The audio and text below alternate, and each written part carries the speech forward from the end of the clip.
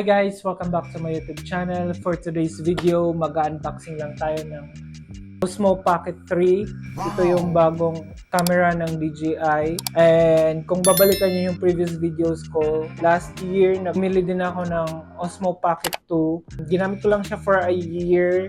And okay naman siya, kaso maliit kasi yung screen nun. And this time, yung bagong camera is nafi-flip mo na siya. Pwede mo na siyang gawing portrait and landscape. So, ito yung nakaganda sa kanya.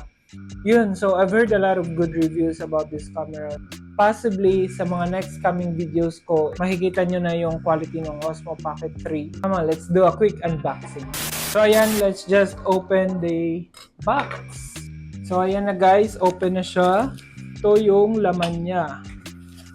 So, ayan, pagkabukas mo, makikita mo agad yan. And then, kunin natin tong malaking plastic. So, wow, ang ganda! Oh my God! Wow!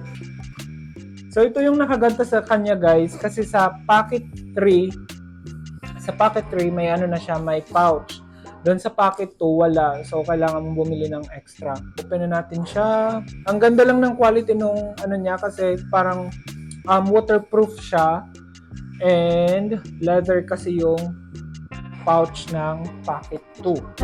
Ng Pocket 3. Sorry. Makikita nyo sa previous video ko, yun nga, nagbili ako ng Pocket 2. Okay naman siya, kaso yung screen kasi niya maliit. And nakita ko kasi sa mga reviews nung Pocket 3 na mas maganda siya and mas maganda yung quality and maganda yung screen kasi napo-portrait, nala-landscape mo siya. So, pwede mo siya magamit kung mag-video ka for TikTok or Instagram na videos or Facebook na rin.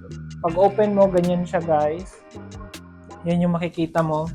So, isa-isahin na natin guys. And bago pala tayo pumunta doon sa mga gamit, unahin natin yung mga kapapilan dito sa loob. Okay? So, andito yung sticker nung DJI Creator Combo Guide. Ayan, meron siyang start guide dito. And ito yung QR code para mag-download ng app. Kasi feeling ko hindi mag-work yung DJI Osmo Pocket 3 kung wala kang app. So, yun. What's inside the pouch? First is the mic. Ang ganda ng mic kasi clear siya tapos parang nakaka-social yung kulay, yung design niya. Compare mo dun sa Pocket 2, mas maganda yung mic nito. And meron tayo ditong extension siya ng camera. And then, I think ito yung tripod. So, yeah. Ayan. So, ito yung tripod niya, guys. Yan siya. And compare mo dun sa Pocket 2, mas maganda to kasi malaki yung stand niya. And dun sa Pocket 2 is maliliit lang siya. Yan. Meron din tayong extension nito. I think ito yung sa battery. Or, ito yung sa battery. Tapos ito yung parang extension lang ng camera. Next, meron tayo dito. Ito yung ano niya. Anong tawag dito? Basta ito yung nilalagay dun sa side ng camera para hindi siya malaglag. So, yun. And then we have the para sa mic. So, paano siya ilagay? Ganito lang siya, guys. Yeah. So, anong tawag nila? Nakalimutan ko yung tawag nila dito, but ilalagay siya sa mic especially kung nasa mahangin tong lugar para hindi maingay yung hangin, something. Ewan ko. Ano ba yun? Meron tayo ditong wide angle camera niya. Wide angle lens. So, yan. I think ito yung magnet. Yan siya guys. So, yan. So, especially kung ayaw mo yung i-clip mo siya sa damit mo and gusto mo lang siya somewhere doon sa part ng shirt mo or kung saan man. So, yun. Charger. So, USB-C type yung charger niya, and yung iPhone natin is USB-C na rin yung charger. So, at least, hindi na natin kailangan magdala ng ganito kung magta-travel tayo, kasi yung charger mismo ng iPhone is pwede natin siyang gamitin pang charge dun sa Pocket 3. Wow! And then next, meron pa siya dito, may extrang sa loob. Open natin siya. I think ito yung cover nung camera. Ayan. So, yan nga siya, guys. Malaki siya, bulky siya compared dun sa Pocket 2. And may dalawa na siyang lagayan para sa wide angle tsaka sa Black Pro Mist.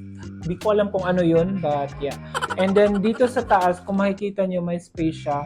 So, pwede nating ilagay dyan yung mic natin. Yan. So, ganyan lang siya, guys. And para magmukha kang vlogger, so yun yung gagawin mo. Ngayon lang siya dyan. Tapos magsasalita ka na. Maganda naman siya, guys. And yan. Mabilis din siyang tanggalin. Ang highlight ng ating unboxing is ang camera. So, ganito lang siya kaliit, guys. And ang maganda sa kanya is malapad na siya. Malaki. And pag may nakasulat dito na rotate screen to power on and off. And then shutter, record button, press once. So, press once to power on, take photos, or record. And then press and hold to power off. So, ito. And then, ito yung 5D joystick niya kung gusto mo ng up, down, left, right. And then, pag mag-zoom ka ng, I think, ng videos, so pwede mo siya magamit. And, so, magpa-power on siya, guys, pag nilagay mo siya sa landscape. And, kasi, pag hindi mo siya dito nilagay, pag di mo press yung power button niya, pwede mo lang siyang i-landscape and then magpa-power on na siya. And, pag i-portrait mo siya, guys, automatic magpa-power off din siya. Wow! There. So, power off na siya. But, kung ipipress mo yung power button niya, mag-on din siya kahit naka-portrait. And then, pag i-landscape mo siya, same, hindi siya magpa-power off. Compared sa off siya, and then, ipa-power on mo lang siya by landscaping the screen. Yun. Ganda niya, guys. And, off. There. Okay. So, pag ganyan siya, guys. Ayan. Kita nyo sa Pocket 2, walang lumalampas dito. I mean, sakto lang. Ito kasi siya, guys, lumalampas siya sa casing niya. Yun lang yung unboxing ng Pocket 3, and the next videos makikita nyo na yung quality ng camera, and ita-try din natin gamitin yung mic. Yun, so that's it for my vlog for today, guys. Quick unboxing lang ng Pocket 3.